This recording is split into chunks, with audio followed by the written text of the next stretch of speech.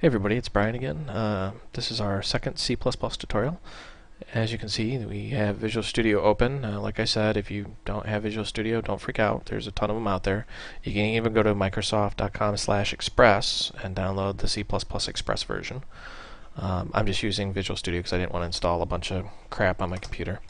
Now, I'm just going to start typing a C++ program. And you don't really have to type along, you just follow.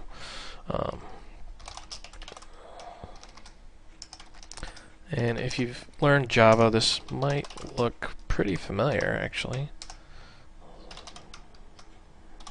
System pause. Now, you might be asking, what does all this stuff do? What is he doing? I don't understand. Well, let's go over this real quick. As you can see, I've got one file in here called main.cpp. The CPP stands for C++. This is a source file. The include is a preprocessor directive. What does that mean? It means, hold on, my cat's begging for my attention. Go away, kitty. It means this is processed before it's compiled. See, it's a multi-stage process. First, it's compiled to what are called object files. Then it's linked into the executable or binary. So the include will literally include this file. There's a file somewhere called IOStream. File or library, I should say. So all the code in the IOStream is then included in here. Then we've got int main, and if you've done Java or C#, you should recognize that. That is our starting function. It always starts here. That is the main entry point of the application. It'll always start there. System pause. System's a very powerful command. You can do just about anything with system. If you pause, it'll keep the little DOS window that appears. Go away, kitty. Sorry about that. My cat is just super annoying today. It'll keep the DOS window that appears open. Otherwise, it'll just close instantly. Let me show you what I'm talking about here. And by the way, these little slashes, 2 slashes, that's a comment. So when we run this, you see compile, linking, embedding, etc., etc. You know, you didn't see it because it opened and closed super fast. You have to have some way of keeping that window open. So on Windows, you just do system pause. Uh-oh, errors.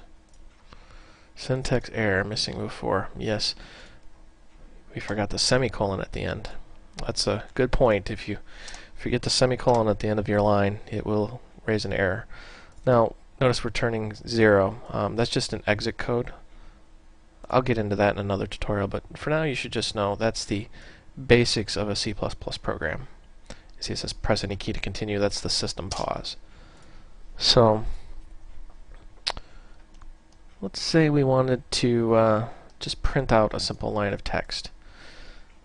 We have a namespace called std, which is short for standard, and then 2 colons, which will give you access to that namespace. And then we want cout. Oops. So that's namespace, object, and then we are going to shift, and we're going to say hello world. This is our obligatory hello world application here.